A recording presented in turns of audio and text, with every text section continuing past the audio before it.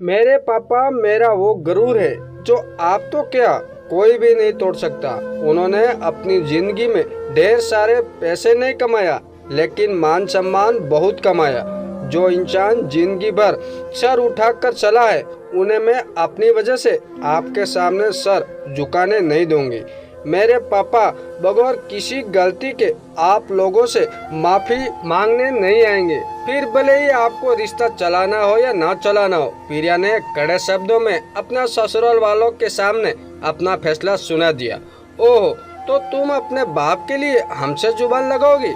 सीता देवी जी ने दांत पीसते हुए बोली। बाप नहीं पापा, सम्मान से नाम लीजिए। बेटी के पिता हैं तो क्या इज्जत उतार कर रख देगी? मत बोलिए, आपके यहाँ भी बेटी है, और कल को आप भी जब उन्हें ब्याह ले जाएंगे तब लड़की वाले ही कहलाएंगे, और जब आपका अपमान होगा तब आपको समझ आएगा कि आपने जो किया है वो आपको सूद समेत वापस मिल रहा है। हम लोग तुम्हारे पिता की तरह भीख मांगे नहीं हैं, जो बेटी की शादी तक ढंग से नहीं कर पाए। जब हम अपनी बेटी की शादी करेंगे तो दुनिया देखती रह जाएगी। उन्होंने तो अपनी हैसियत से बहुत अच्छे इंतजाम किए थे, अब बारिश हो गई और सारे इंतजाम गड़बड़ा गए। उसमें भी मेरे पापा का दोष है। कौन सा पिता चाहेगा कि बेटी की शादी में कुछ गड़बड़ हो और उसे जिंदगी की भर सुनना पड़ा? बेटी की शादी का अरमान हर पिता को होता है। हमने तो खाना चखा भी नहीं। सारे रिश्तेदार कह रहे थे कि सारा खाना खराब हो गया था, बदबू आ रही थी, किसी ने खाया ही नहीं, सब खाना फेंक दिया। कितनी बेइज्जती हुई हमारी। इससे अच्छा तो हम बारात लेकर ही नहीं जाते। आपने सिर्फ अपने रिश्तेदारों की बातें सुनी जो हमेशा से आपसे जलते थे, इसीलिए उन्होंने शादी में हर चीज में नुकसान चीनी निकाली, यहाँ तक कि मुझे भी नहीं छोड़ा। जी भरकर आपको भड़काया और आप उनकी बातों में आकर अपनी बहू और उसके माई के पक्ष का अपमान किया जा रहा है। आप खुद सोचिए कि भरे जाड़े में जनवरी के महीने में कई खाना खराब होगा, बदबू देगा। हाँ, आपके रिश्तेदारों ने खाना फेंककर मेरे पिता का अपमान जरूर किया। एक पिता अपनी जिंदगी भर की कमाई लगा देता है बेटी की शादी में, लेकिन लड़के वालों के लिए इसकी कोई कदर नहीं। कहते हुए प्रिया भावुक हो गई। दरअसल प्रिया की शादी वाले दिन जोरदार बारिश हो गई। उसके पिता ने सारी व्यवस्था बहुत अच्छे से की थी, लेकिन बारिश में सब ध्वस्त कर दिया।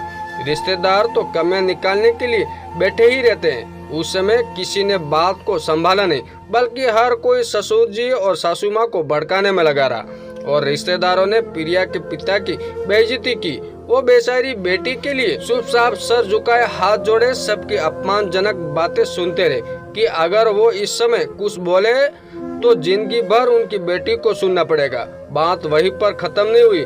बारात घर आ गई तो प्रिया के ताऊ ससुर इस बात पर अड़ गए कि बहू के पिता ने हम सबका अपमान किया, उन्होंने घर बुलाओ और हम सबसे माफी मांगी। उसी बात को लेकर सीता जी अपनी समधी राम प्रसाद जी को फोन करने जा रही थी कि प्रिया ने उन्हें रोक लिया।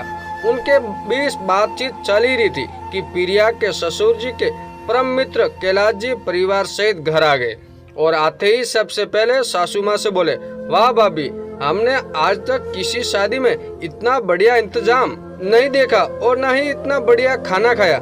मजा आ गया शादी में। आपके समधी जी ने सारा व्यवस्था बहुत बढ़िया की थी। सबसे बढ़िया उन्होंने अपनी इतनी सुशिक्षित संस्कारी बेटी हमें दे दी, जो हम पराये लोगों को भी अपने जितना ही सम्मान और प्यार देती है।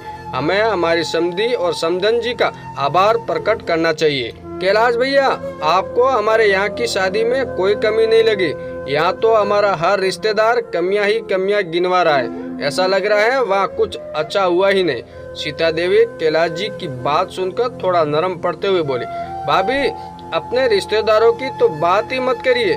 मैंने अपनी आंखों से देखा कि किस तरह से इन लोगों ने हर अच्छी चीज में भी कमी निकालकर समधी जी का अपमान किया। आप कैसे भूल गई कि आपके ये रिश्तेदार आपकी खुशियों से खुश नहीं होते, बल्कि उन्हें बर्बाद करने आते हैं। आपने भी उनकी बात मानकर बहुत बड़ी गलती की है। आपने भी सुनी होगी, कानों सुनी बात पर नहीं, आंखों देखी बात पर विश्वास करो। कैलाश जी की बातें सुनकर प्रिया को बहुत अच्छा लगा कि चलो किसी इंसान को तो उसके पिता में कुछ अच्छा ही दिखाई दी, वरना तो यह लोगों ने उनकी बुराई करने का ठेका ले लिया था। उसके ससुराल वालों ने भी अपनी बातों पर शर्मिंदा हुए और उससे बोले, अब तुम्हारे पिता यहाँ माफ़ी मांगने नहीं आएंगे, बल्कि हम लोग उनके घर चलेंगे और माफ़ी मांगेंगे। कैलाश चाचा, आप भी हमारे साथ सपरिवार चलिएगा। आज आपने एक पिता की मान मर्यादा की रक्षा की है। आज से आप मेरे लिए इस घर के हर रिश्तेदार से ऊपर हैं। उन्होंने सस का साथ दिया, घर के बाकी रिश्तेदारों की तरह माँ से झूठ नहीं बोला। प्रिया ने कैलाश जी से हाथ जोड़कर विनती की, अरे बेटा, हम तो तैयार ही बैठे हैं। आखिर एक बार फिर से अपनी समधी जी की बेमिसाल मेहमानबाजी का आनंद उठाना है। कैलाश जी हंसते हुए बोले, प्रिया ने आज अपने पिता के अपमान के खिलाफ आवाज उठाकर बहुत अच्छा किया, वरना ससुराल वाले जिंदगी भर उसके पिता का अपमान करते रहते।